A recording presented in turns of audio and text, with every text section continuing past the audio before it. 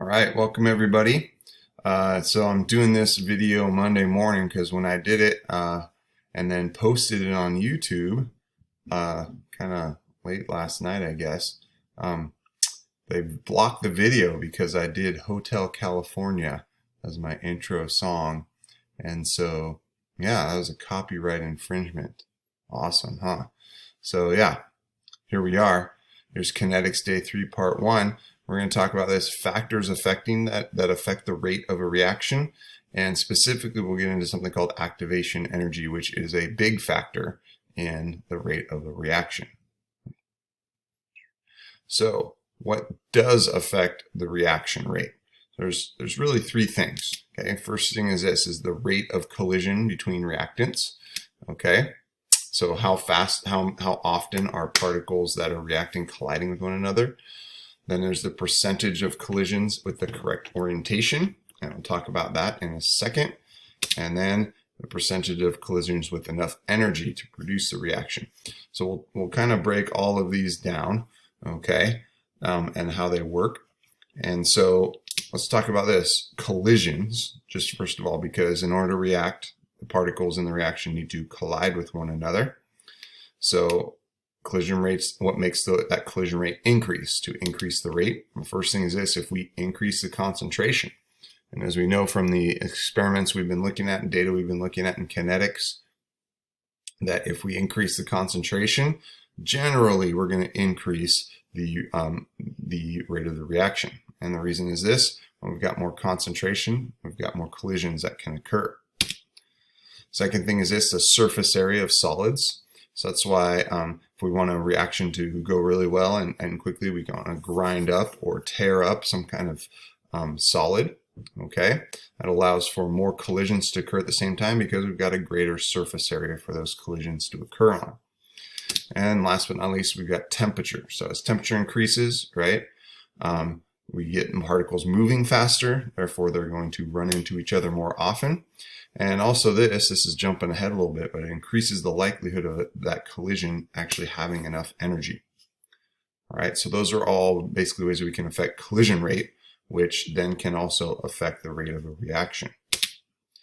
One thing we need to realize is this, though, and we're going to talk about this next: not every collision triggers a reaction. So here is a diagram of some molecules. Here's our reaction right here. And we've got some nitrogen monoxide reacting with ozone.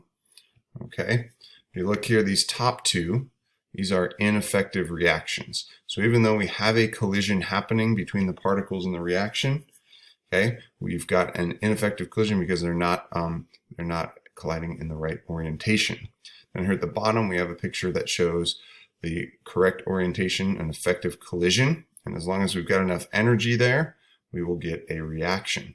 If you notice how the nitrogen monoxide has to collide with the peripheral oxygens on the ozone. So correct collision, right? So not only do they need to collide, we need to collide correctly. Okay.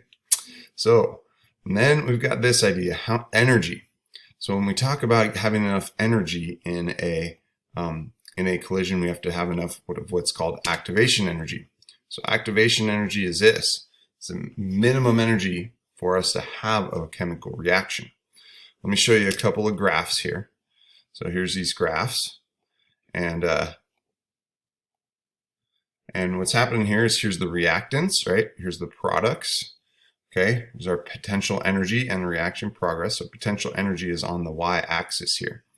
Okay, and remember, as a reaction happens, we need to pull apart these reactants. So as we pull them apart, we increase our potential energy, right? So we have to put energy in, and then as those reactants come back together and form products, we release some energy and get back down to where we were.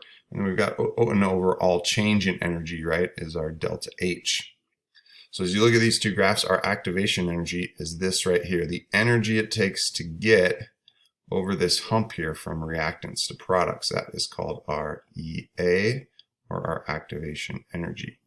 Okay, it's the same thing over here, from here down to the level of the products. That is our activation energy.